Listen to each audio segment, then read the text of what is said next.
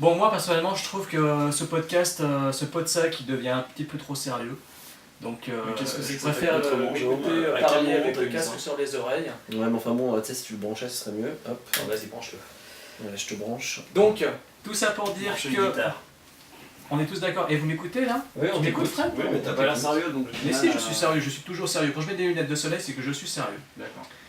Donc voilà, en fait, le principe du débat, c'est de partir d'un film qui fait l'actualité pour ensuite embrayer sur un sujet plus large, on est d'accord. Ouais. Donc là, j'ai une super musique dans les oreilles, c'est génial. Something to be, Donc, au live. le film qui fait un petit peu parler de lui en ce moment, par son succès surprise, surtout aux États-Unis, parce que là, il a fait un énorme carton, Ouais. enfin un beau carton quand même, c'est Insidious. Insidious, le nouveau Ouais. film de James Wan, donc, film qui retourne au cinéma d'épouvante traditionnel, au cinéma de peur, la vraie peur, la peur viscérale, et non pas cette peur qui vient des viscères que l'on expose sur un écran de cinéma, comme on a eu droit ces 10 dernières années avec la grande vague de torture porn. Donc, moi personnellement, j'ai le sentiment qu'on va peut-être revenir sur un cinéma d'épouvante traditionnel pour justement contrebalancer ce cinéma de torture porn, ce cinéma de survival, ces genres cinématographiques-là qui étaient très très violents, qui étaient presque à la limite du gratuit et qui pour moi s'essoufflent. Alors est-ce qu'on reviendrait a priori avec le succès d'Insidious et également des Paranormal Activity juste avant? Est-ce qu'on reviendrait à un cinéma d'épouvante classique, traditionnel, suggéré, ou alors on va continuer dans cette autre vague de cinéma d'épouvante, plus popcorn comme on a eu avec Piranha 3D et prochainement Shark Night 3D. On va peut-être parler un peu d'Insidious, tu peux faire le pitch à la limite, histoire qu'on sache un peu. J'enlève le casque parce que tu Ah là, tu deviens sérieux là. Quand c'est Insidious, ça y est. Ah voilà, Alors- ça y est, c'est... Alors, attends. Insidious quand même, il faut savoir, c'est le 4e film des duettistes James Wan et Lee Whannell. Donc il faut quand même savoir que ces deux gars, quand même, ce sont les petits génies qui ont lancé la franchise Saw, qui était justement le premier film de torture porn. Ouais. Ouais, Saw, c'est un c'est- excellent film. un Ne excellent saurais-tu pas quelques petits tyrobiques genre. Non mais attends, Saw... Non, mais quand il se met à parler de James Bond. Si, mais je sens- j'adore ces deux gars, donc... Je sens une. Ah oui, mais excitation j'adore montée. j'adore ces deux mecs. Franchement, D'accord. ils ont fait Saw, juste après, Excellent. ils ont fait coup sur coup, ils ont fait Dead Silence, que moi je trouve vraiment réussi visuellement, que j'aime Visuellement, beaucoup. visuellement, il est magnifique. Voilà, qui était déjà aussi un film d'épouvante un peu traditionnel, Mhm. dans la belle Ouais. tradition du Tout à genre, gothique, Avec Voilà. un très beau twist. avec un twist qui était assez cocasse. Toi, t'as pas aimé, hein. Mais, Ouais. moi, je... Et non, surtout- ouais, j'ai bien aimé. Ils ont fait aussi Death Sentence, où Ah, ils avaient voilà. visité le On est Vigilant Movie. Alors ce sont deux On a vu cinéastes, ensemble, je m'en souviens encore. on l'a vu au cinéma ensemble, le gros choc en salle. Ouais. Ce sont quand même deux personnes, donc James Wan est à la mise en scène, Lee Whannell, il est au scénario et en tant qu'acteur, s'il joue dans tous les films. Et De Voilà. Niro, en tout cas. Pardon. Ce sont des cinéastes, enfin deux gaillards, qui ont réussi à intégrer, à ingurgiter un genre cinématographique. Dans Saw, c'était le thriller. Dans Saw, c'était le thriller, mais je suis un gaillard. Dans Death Sentence, c'était le Vigilant Movie, le Vigilant Flic. comme Ah on dit. oui, ça j'aime les vigilants. Oui. Voilà. Et puis dans Dead Silence, c'était le cinéma d'épouvante traditionnel, et chose qu'ils ont refaite à nouveau avec Insidious. Voilà, donc Non, c'était- maintenant, moi je vais vous laisser dire ce que vous pensez de Insidious. Ouais. Par exemple, Anthony, toi, qu'est-ce que tu penses de ce film par exemple? Alors Insidious, en fait, voilà, je m'attendais, je sais pas, à un truc génial. Ah. Alors voilà, je vous le dis comme voilà. Ah, En fait, voilà, j'adore les films d'horreur, j'adore ce genre-là, et ça fait très longtemps que j'ai pas eu peur Ouais. dans un film d'horreur. Depuis quand d'ailleurs à peu près? Tu saurais dire Ouais, le dernier qui m'a dérangé, c'était Ringu, Ring. Le japonais le japonais, et Ouais. le remake qui est remake. extrêmement bien Qui est réussi très par bien rapport, réussi. par rapport, qui enlève en fait toute la dimension en fait japonaise, qui des fois peut être un petit peu difficile à appréhender pour nous occidentaux. Sauf quand il s'agit de jupette. Mais moi ouais, voilà, sauf que c'est du jupette au Comic Con. Mais moi j'ai bien aimé, et le remake aussi m'a fait vraiment. Ouais, il y a des moments quand même qui sont bien flippants. Ah ouais. Donc du coup, je l'attendais vraiment. Qu'est-ce qui s'est passé? Je l'ai vu, donc une petite déception par rapport au fait que vraiment je m'attendais à quelque chose de. Enfin, vraiment avoir peur à fond, etc. Par contre, le film est quand même plutôt bon dans l'ensemble, réellement. Ensuite, je trouve quelques petites longueurs, personnellement. Ouais, moi, j'ai La trouvé. partie, on va dire, la deuxième. Alors, moi personnellement, j'ai vraiment préféré la deuxième partie du film, c'est mon avis personnel. Je sais qu'il y en a beaucoup qui ont dit que la première partie était meilleure. Moi j'ai préféré la deuxième, j'ai beaucoup aimé en fait le visuel. La partie, c'est... On va pas tout spoiler, non, on va pas tout spoiler, mais la deuxième partie pour moi est vraiment à partir du moment finalement, puisque t'as pas parlé de on sait un l'histoire, peu ce qui se passe, quoi. t'as pas parlé de l'histoire, donc en fait c'était ça, on n'a pas fait le pitch On sait un réel, peu ce qui se passe. mais c'est ça. à partir du moment en fait où ça on vous le voyez dans la bande annonce en fait, donc je vous le spoil pas, à partir du moment où les personnes en fait, leur enfant en fait tombe dans le coma. Ah oui, d'accord. D'accord. Ouais. Donc en fait c'est des personnes qui emménagent dans une maison, il y a des phénomènes un peu paranormaux. C'est Paranormal Activity. C'est pas tout à fait Mais ça. en mieux. Et à partir d'un moment, en fait, leur enfant tombe dans le coma, et à partir de là, en fait, le film en fait bascule dans une seconde partie qui pour moi est beaucoup plus, enfin, bien meilleure. Donc visuellement, j'ai trouvé ça très intéressant. Il y a vers la toute fin du film une scène qui se passe dans un salon. Je vous dévoile rien, mais qui pour moi est magnifique. Enfin, j'aime beaucoup l'ambiance qu'il peut y avoir. Oui, Le final m'a fait un petit peu hérisser les poils, on va dire, ça m'a... Même ça t'a fait peur, ça t'a fait peur. Ouais, ça m'a fait peur quand même. D'accord. Mais il y a rien en fait, vraiment, le film m'a pas fait peur en lui-même, mais le final m'a fait un petit peu peur, même si je veux dire, on va dire que c'est pas quelque chose où on peut s'y attendre ou quoi, mais c'est voilà, dans l'ensemble j'ai bien aimé. C'est pas le film vraiment de peur, on va dire, que j'attendais, mais je suis assez content par rapport à, par exemple, des Paranormal Activity, où, Ah oui, où là, horrible, atroce. là pour moi j'ai absolument pas eu peur une seule fois. Et où en fait là on est dans le cadre d'un film, alors que dans Paranormal Activity je parle du premier parce que je n'ai pas aussi voir le second, mais dans le premier on n'est pas dans le cadre d'un film. On est dans YouTube, on est sur YouTube. On est sur YouTube, c'est-à-dire qu'en fait c'est mauvais au niveau du montage, ouais, mais à ce moment-là, c'est mauvais au niveau en fait de même de l'image, c'est mauvais à tout on niveau. parle de Insidious. Voilà. Et toi Fred? Alors moi, ça va être un mix de vous deux. C'est-à-dire que j'ai trouvé que c'était effectivement un retour vers un cinéma plus classique par rapport à... Ouais. Je vais pas refaire le débat. Hein. Maintenant, visuellement, Scénaristiquement, ouais. C'était Oui. réussi. Ouais, C'était habile. On voit que les gars qui sont derrière tout ça, c'est pas les premiers venus. Ils ont une expérience derrière eux, Ouais. ils savent ce qu'ils font. Donc c'est maîtrisé, on va dire. Maintenant, on m'a fortement encouragé à aller voir ce film. J'en attendais trop. C'est ma faute. Du coup, j'en attendais trop. Oui, ben un peu comment Je pensais avoir peur. J'ai pas eu peur une seule fois en fait. Ah ouais. Bon, ça c'est une petite déception parce que on m'avait dit que j'aurais peur. J'aime avoir peur. Bah oui, comme nous tous. Voilà. Donc ça un peu déçu. Maintenant il reste que les acteurs sont très bons. J'aime beaucoup Patrick Wilson. Ouais. Donc lui il est toujours nickel. Et Rose Byrne, non? Et Rose, je la connais moins. Alors oui, elle était bien, mais j'ai déjà presque oublié. Ah. Donc c'est que C'est mauvais signe. c'est qu'elle était peut-être un peu plus fat, je sais plus. Le Bah, gamin bien. Maintenant, alors ce qui m'a gêné, enfin je trouve que le film est réussi dans l'ensemble, mais ce qui m'a gêné c'est les effets spéciaux. Alors le budget, Jérôme, c'est quoi, 1 million, 1,5 million de dollars. Petit budget, ouais. Vraiment un budget ridicule, inférieur à un téléfilm, au budget d'un téléfilm avec Steven Seagal. Voilà, c'est à dire. On est sur 10 millions. Ouais, 10 millions. Ouais, C'est quand même 10 fois moins. Hein. Ah ouais, c'est clair, mais bon, il en reste pas moins que quand on voit les effets spéciaux, notamment à la fin, moi j'accroche pas du tout. Alors les personnages, alors justement, mais là ça rejoint ce qui m'a posé problème dans Dead Silence, c'est-à-dire que les personnages, un peu, je sais pas, c'est un peu comme un cirque, comme un train fantôme. Moi ça me... Donc tu t'as pas aimé par exemple moi la partie que j'ai adorée sur la fin du film dans... l'espèce de Ouais, non, pas du tout. Pas du tout. Donc ça, justement, c'est là que j'ai commencé à décrocher parce que j'ai trouvé que toute la partie finale, quand il y avait ce genre de caractère, de personnage, Ouais. j'accroche plus. Donc du coup, ça me fait perdre ce qu'il pourrait y avoir d'intensité et le côté terreur, alors que j'ai même pas eu avant, mais ça me coupe tout. Du coup, je suis déçu parce que je trouve ça limite ridicule sur certains. Il y a certaines scènes que j'ai trouvé limite ridicules. Ça ne remet pas en cause l'intégralité du film. Je veux pas décevoir Jérôme, mais j'ai quand même aimé, j'ai trouvé que c'était un bon film. Je vais pas dire que c'est un film ridicule, loin de là, mais il y a des scènes ridicules pour moi. D'accord. Ouais. Donc c'est dommage parce que dans l'ensemble, du coup, j'en garde un souvenir mitigé, quoi. Voilà. C'était une certaine déception en fait. Ouais, mais c'est peut-être parce que j'en attendais trop aussi. Ouais, moi c'est pareil en fait. C'est-à-dire j'en attendais beaucoup, mais je pense quand même que c'est un bon film. Enfin, oui, c'est un bon film. Voilà. Après, est-ce que ça révolutionne, est-ce que ça va vraiment être précurseur d'un retour au genre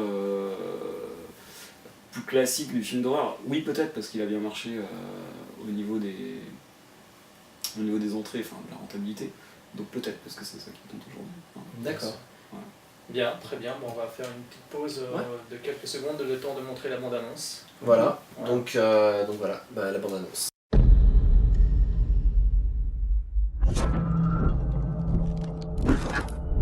Are you ready? Yeah.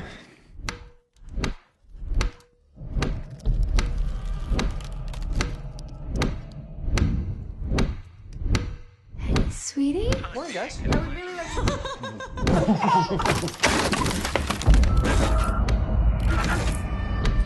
He's not in a coma. They don't know what to call it.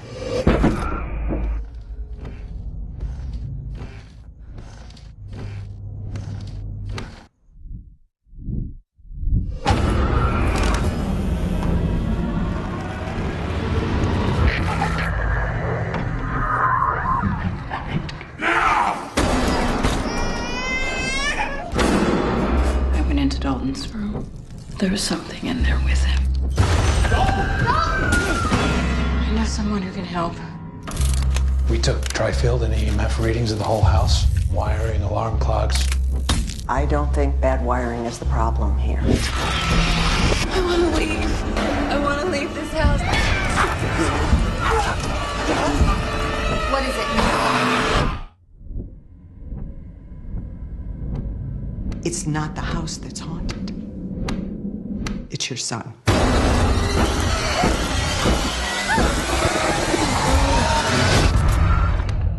Donc, vous avez vu la bande-annonce de Insidious. On t'a vu avant ça, t'as vu qu'on a du lunettes de soleil quand même. C'est super sympa. C'est super sympa, surtout que moi je viens d'enlever les miennes, donc maintenant je me sens un petit peu orphelin de lunettes. Ouais, mais enfin bon, Donc, bah écoute. mais merci. Tiens, tu Non, veux non, les c'est- partager? Non, c'est bon, je vais souffrir, moi je vais prendre le flash en pleine poire, puis ça ira bien. Donc Insidious, donc pour vous c'est un bon film avec quelques petits défauts. Ouais. Pour moi, effectivement, pour moi c'est quand même plus qu'un bon film. J'ai envie de dire que c'est presque une réussite, peut-être pas aussi exemplaire que des chefs-d'œuvre du genre, mais ça reste quand même un film qui a fait son petit effet sur moi quand je l'ai vu. Et j'avoue que j'ai eu peur devant Insidious. J'ai été pris dedans. Non, je rigole, mais c'est nerveux, hein, c'est pas. Non, c'est vrai. La fin En fait- m'a fait peur, donc en même temps. Voilà, enfin, moi c'est m'a surpris. moi en fait l'idée de Moi, bâtir un film sur une progression dans la tension, dans la terreur, de commencer par des petits riens pour arriver petit à petit vers un côté plus de petits rien. voilà pour continuer vers des aspects peut-être plus grand guignolesques sur la partie finale. Moi ça a fonctionné, ça m'a fait penser effectivement, parce que le film, faut le savoir, c'est quand même un hommage à Poltergeist de Toby Hooper et Spielberg, hein, le film Insidious reprend la même trame à peu de choses près que Poltergeist. Oui, le train fantôme aussi. Oui, le train fantôme, je l'ai pas lu celui-ci. Non, je l'ai pas lu. Vite! Il faudrait dépasser le train pour l'arrêter!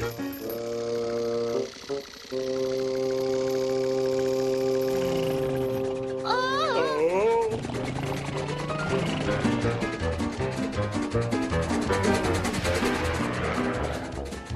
Ça reprend effectivement la trame de Poltergeist, donc selon James Wan et Lee Whannell, c'est un hommage, hein, c'est-à-dire qu'on retrouve Ils le disent même? dans les interviews, c'est ce que D'accord, j'ai ok. écrit. Ça, je savais Donc, pas. c'est-à-dire qu'on retrouve le portrait d'une famille middle class américaine, classe moyenne, avec 2 enfants, tout va bien.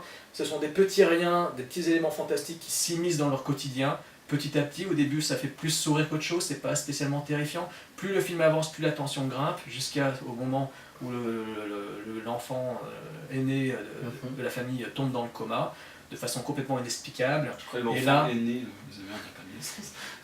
Et là, donc, en fait, la famille plonge sombre dans le cauchemar le plus complet, et le spectateur les accompagne. Donc, ce que j'aime dans Insidious, c'est pour ça que je parle d'un retour au cinéma d'épouvante classique, c'est-à-dire que James Wan prend le spectateur et l'entraîne dans la pénombre, c'est-à-dire qu'il l'emmène, bah oui, c'est un peu ça, il l'emmène jusqu'au bout de la nuit, ouais, tout à fait, mais c'est pas faux.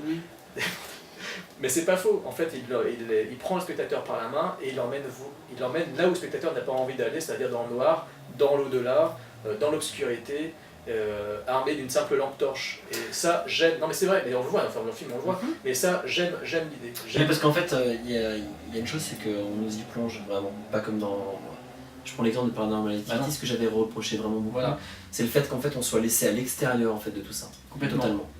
On était bloqués. Là c'est vrai qu'on est beaucoup plus en fait. Je veux dire que t'as pas eu peur, t'as pas eu l'impression d'être que le drap allait te sauter dessus dans Paranormal. Ah non, par contre j'ai quand même eu peur de le mouvement de drap était quand même bien réussi par la personne. J'ai eu peur de voir le ventilateur ou de voir un technicien tirer sur la porte avec une la brosse à dents qui tombe dans la. Ah, la brosse à dents qui tombe dans la salle. Qui fait un bruit un petit peu. Ou le ballon qui tombe dans les escaliers aussi. J'ai eu peur qu'on voit apparaître le pote du réalisateur Warren Pelly qui était en train de balancer des ballons dans les escaliers. Mais donc voilà, Insidious, on voit quand même qu'il y a un retour au cinéma d'épouvante qui est basé sur des artifices. Effectivement, on parle souvent de jumpscares, mais des artifices séculaires au niveau des cinémas d'épouvante, c'est-à-dire qu'on laisse monter la tension, puis d'un coup il y a un petit moment choc, tac, qui fait sursauter le spectateur. On n'est pas dans une peur qui est, comme je disais tout à l'heure, dans les tripes. On n'est pas dans une peur qui surgit de la scène choc, de la scène horrifique, ou dans le cul. De la scène gore. On n'est pas dans les torture porn, cette grosse vague, donc justement c'est pour ça que je voulais venir. On n'est pas dans la vague de torture porn qui est née avec justement Saw de James Wan et Lee Whannell et tous les films qui ont suivi. Tu parlais, juste une chose, tu parlais d'une famille américaine typique. Ouais. Est-ce que ça vous a pas fait penser à Portrait of an American Family ? Le disque de Marilyn Manson. Le disque de Marilyn Manson, est-ce que tu vois la pochette ? Ouais, je la vois complètement. Ouais. Tu comprends ce que je veux dire ? Ouais, complètement. Avec Cake and Sodomy et compagnie. Voilà. Oui, Cake and Sodomy. Les bonnes références musicales, vous remarquerez qu'on a de très bonnes références musicales. Voilà, mais la pochette. Non, mais on revient du Comic Con, il y avait pas mal d'émo-core, d'émo-boys, des démo-gueulants. 96, un truc comme ça, ou c'est le premier album. Ouais, c'est le deuxième, juste après. Tu avais déjà en fait un 8 titres, ils ont fait un 8 titres. Ah oui, mais pas sous le nom là, non, c'était pas machin, The Spooky Kids, je sais pas quoi là. Non, c'était Marilyn Manson. Moi je connais pas. Mais bon, en tous les cas, voilà, je mettrai l'affiche.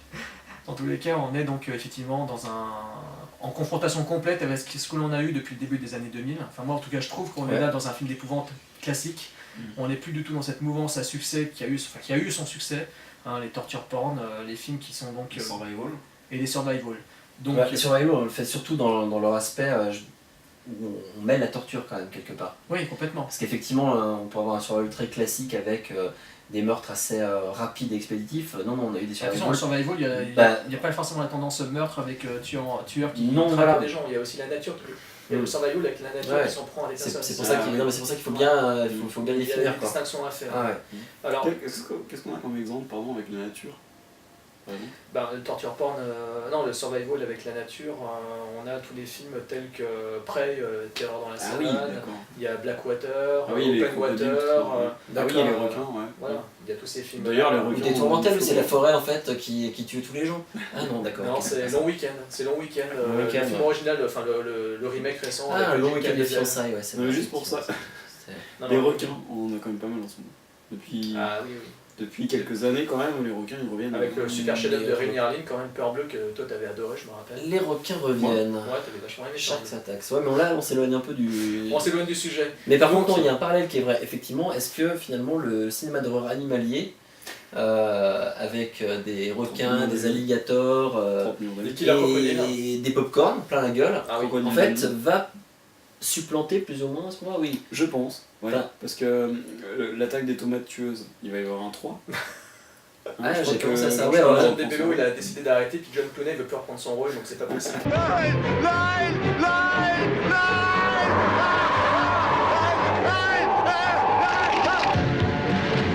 Non, mais effectivement, donc on a un cinéma d'épouvante traditionnel qui essaye de faire sa place après une vague de torture porn qui pour moi s'est essoufflée, parce qu'avec les derniers films qu'on a vus, Train, Captivity, c'était de sombres... Train, c'est une purge totale. C'est-à-dire que c'est tout...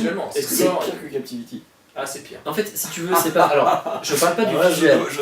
Alors, on parle pas du visuel, on parle vraiment du scénario et de la façon dont c'est fait. C'est racoleur. C'est racoleur, c'est-à-dire que c'est les gens des pays de l'Est sont tous des gros cons, des gros débiles, des gros... mais c'est bien pire en fait. C'est un film raciste déjà. Non mais c'est un film totalement raciste. Et en fait, ils sont allés plus loin que Hostel en fait. Mais attendez, est-ce que vraiment les Américains, dès lors que ça se passe ailleurs qu'aux États-Unis, on peut les taxer de racisme ? Raciste ? Non, pas forcément. Alors non, ça dépend pas forcément. Pas loin, quand on voit des exemples Michael Bay, quand il filme la France, c'est le béret, la baguette. C'est pas pas tourné, du racisme, c'est pas attention, tourné à attention, faire. attention, attention, C'est des attention. clichés, ouais. Non, c'est voilà. c'est des clichés. Voilà, et là, C'est un peu du racisme. Non mais Alors, alors, ils ont besoin d'images d'Épinal pour moi, ils ont besoin d'images comme ça qui leur font dire voilà, c'est en du France que ça se manichéisme en passe. fait, si tu veux, à certains Voilà, moments, alors que là, on tombe vraiment dans le racisme pur. Ouais, ça. C'est vraiment là, le film, honnêtement. Enfin bon, voilà, on va Ouais. pas disserter là-dessus. Donc ça longtemps, mais- c'était effectivement Mais Captivity, pour moi, des- c'était déjà une grosse merde. Ah, c'était une grosse daube. Moi, Pourtant, qui c'est ai pas Roland vu. Joffé qui l'a fait, mais c'était une Ouais, grosse daube. Mais là, c'est vrai que c'était un peu pour moi la fin du torture porn. Et Ouais. là, on se retrouve donc à un moment, selon moi, où Charnière. on va se tourner vers, soit vers le succès d'Insidious, donc avec des films d'épouvante vraiment classiques, Ouais. traditionnels, Mm. soit effectivement vers un cinéma d'horreur, popcorn à souhait, comme Piranha 3D d'Alexandre Animalier. Aja, ou le prochain Shark Night 3D, des mecs qui ont fait Destination Finale 2 et 4. Superbe titre. Finalement, le but c'est quoi? Le but c'est quoi? On va passer en fait finalement vers non plus du torture porn, mais du popcorn porn. C'est exactement ça. C'est ça, c'est en fait. Ah, c'est ultra gore. Popcorn Piranha porn. 3D. Ah, porn, d'accord. C'est tu arrives, tu as le spring break, tu as des gros culs, des seins, et à côté de ça, du porno Des animalier. gros culs, pas des gros culs, c'est Ah, vrai. des beaux Il y culs. en avait des cheveux. Et du porno animalier. Il y avait quand même de très Pas très du porno jolis films. animalier, non, Mais pardon, des excusez-nous horreurs quand même animalières. excusez-nous pour le bruit, c'est vrai qu'on est obligé de se chronométrer quand même, Ouais. pour pas qu'on dépasse un certain timing. Ouais, c'est Histoire pour ça, c'est on ne veut extrêmement pas vous professionnel. endormir, mais Là, bon, c'est magnifique. et puis bon, de temps en temps, il faut raconter des blagues aussi. Mais bon, c'est vrai que voilà, c'est vrai que ce cinéma popcorn là se tend vers le côté sexe et horreur, qui a été si souvent Qui mis nous en plaît avant dans tant. les années 80. Ouais, mais de façon beaucoup plus fine à certains moments, enfin pas Ouais. plus fine non, mais on va dire moins racoleuse. C'est Ouais. plus ça. Alors que là, Moi, c'est raconte. vraiment jusqu'au boutiste. Quoi. Non, pas. Non, pas plus fine mais moins racoleuse. Ouais. Parce que c'est vrai qu'il faut quand même savoir que dans les années... Enfin, traditionnellement, on a souvent associé sexe et horreur. Quelque part, le torture porn, c'est un peu ça. C'est-à-dire qu'on est dans l'exploration du corps humain, dans tout ce qu'il y a de plus interne, on va dire.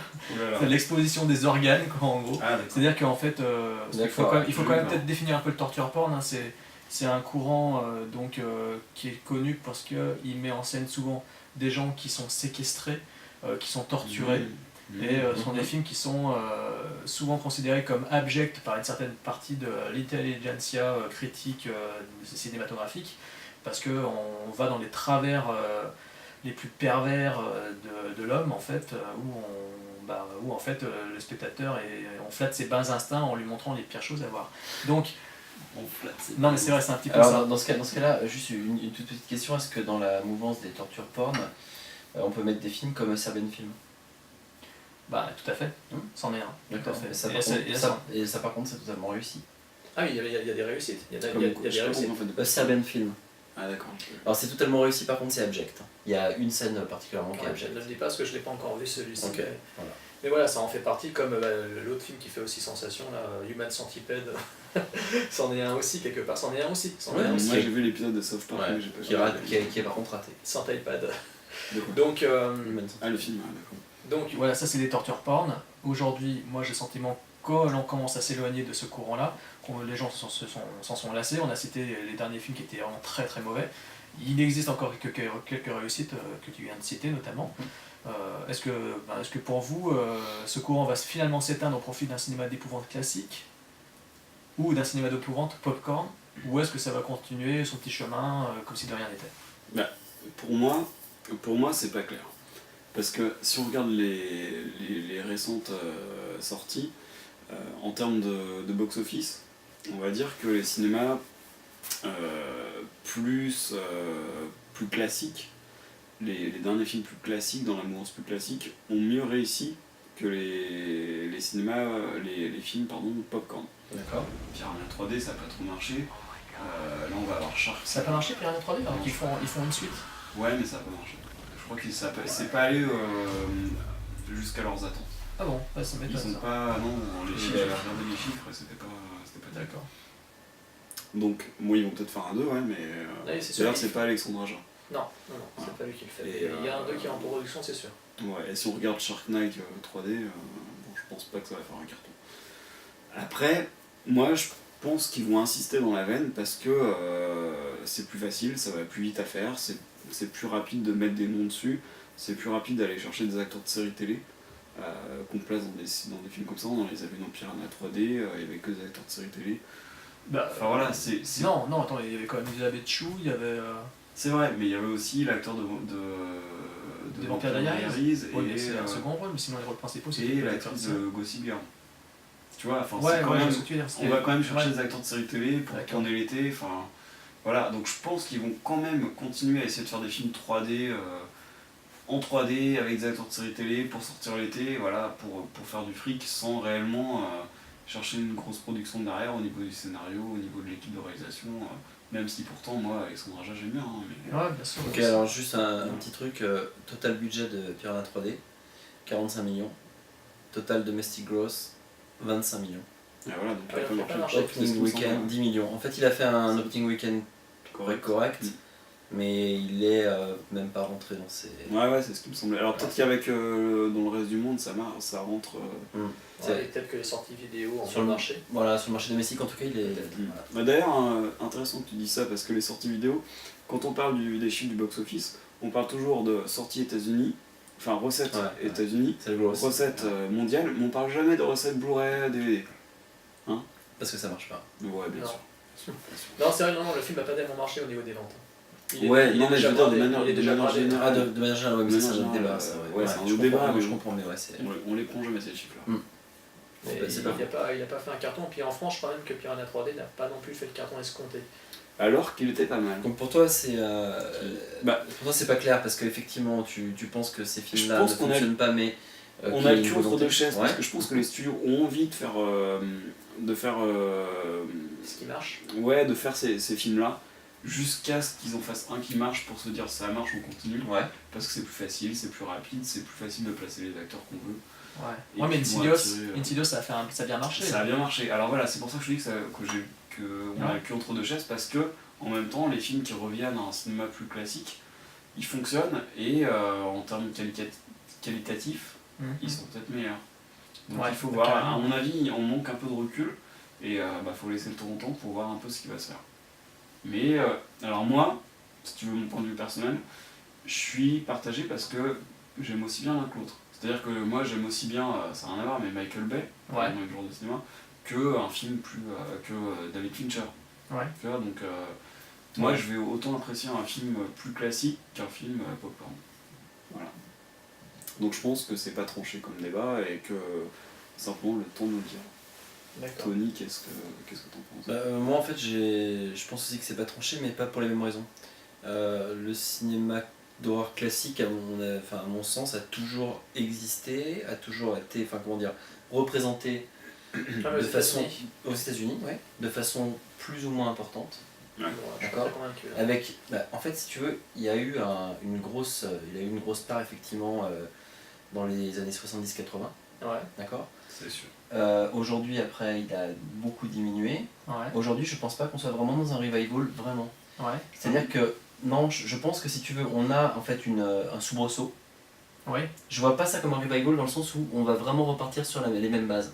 Il y a un soubresaut, il y a peut-être une volonté effectivement de revenir un petit peu là-dessus, mais je pense, comme Fred, du coup, que c'est pas très clair dans l'avenir, c'est-à-dire que on a quand même des représentants là, mais on a à côté de ça effectivement de l'horreur animalière, popcorn comme on disait tout à l'heure. On a à côté, animalière, ou animalière ou non animalière, mais on a aussi à côté de ça effectivement encore quelques torture porn qui subsistent, qui à mon sens essayent d'aller dans un certain excès même carrément caricatural, exactement comme Human Centipede. Et donc du coup en fait on a une sorte de melting pot aujourd'hui, actuellement. Après, qui va l'emporter? Ça je sais pas vraiment. Moi aujourd'hui dans mon cœur ce qui l'emporterait ce serait plus le cinéma d'horreur classique, mais vraiment qui ferait peur. Donc c'est-à-dire aujourd'hui il faudrait quand même qu'ils essayent de se baser sur ce qui a fait le succès de ce cinéma là avant, mais le renouveler en fait pour insuffler vraiment la peur, mais avec peut-être des éléments plus actuels. Mais comment le renouveler sans tomber dans le remake?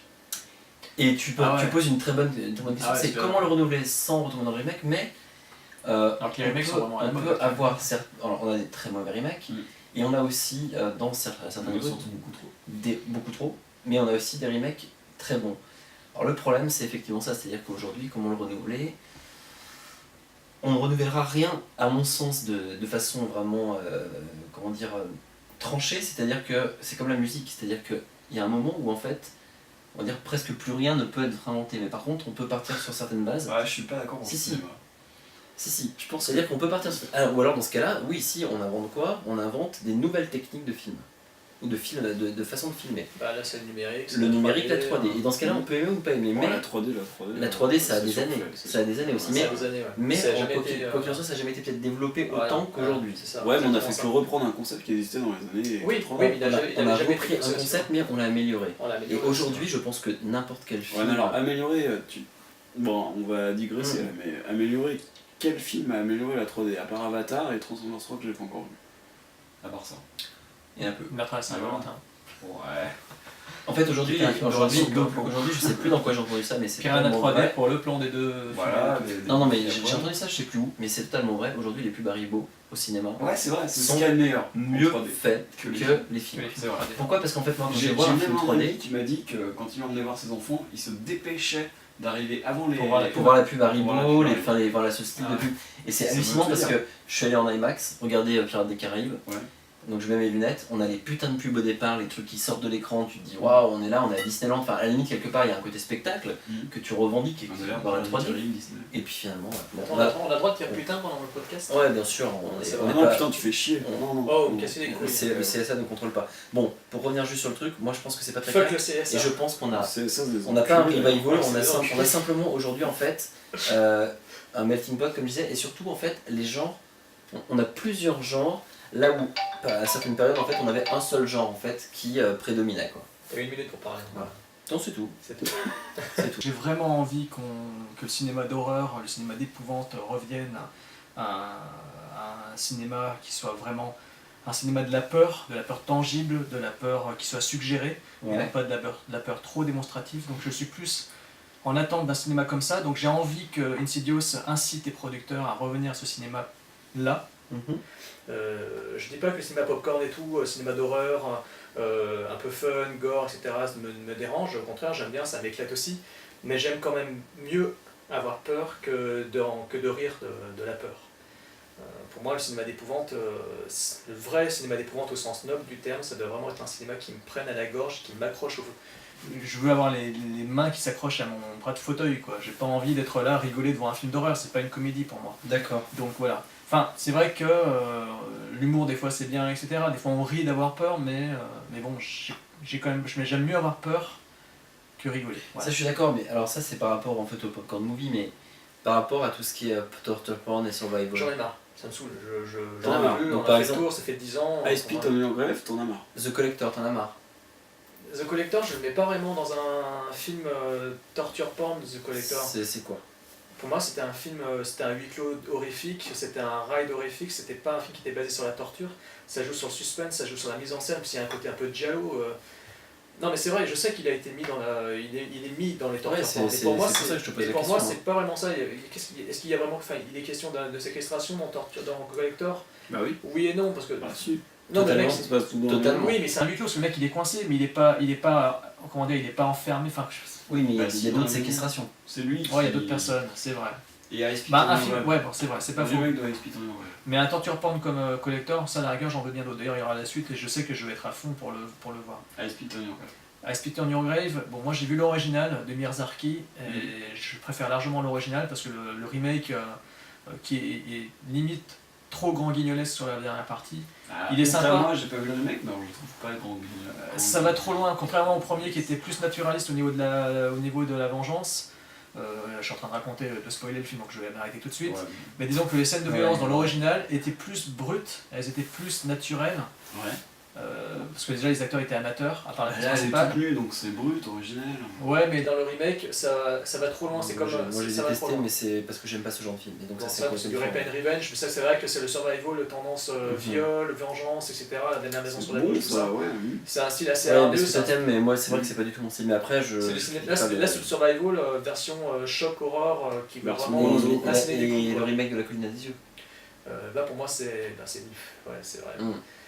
En fait, on se fait l'avocat du diable. Ouais, il y a des films que j'ai adoré. Dans la torture porn, La Colline à des yeux, j'ai adoré. Pour moi, non, mais Jérôme, je pense qu'on se fait l'avocat du diable juste pour dire que il y a eu une vague en fait qui, à mon sens, a quand même bien fonctionné avec des belles perles, même des remakes assez réussis.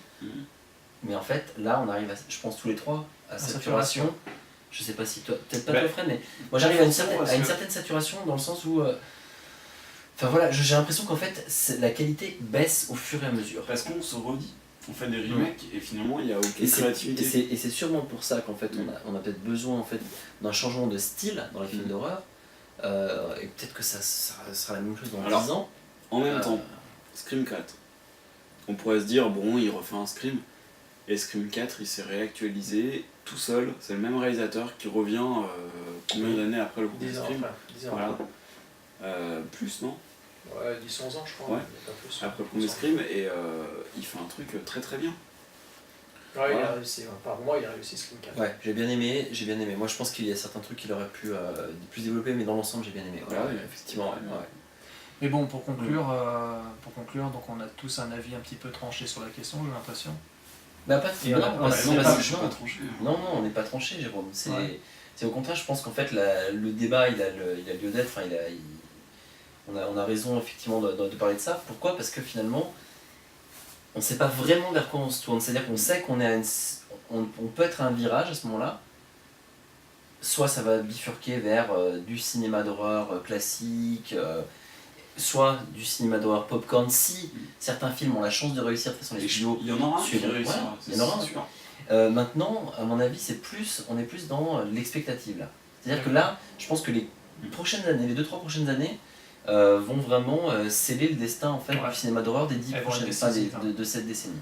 Bah écoute, moi je propose qu'on attende justement de voir ce que ça va donner, puis de continuer à aller au cinéma.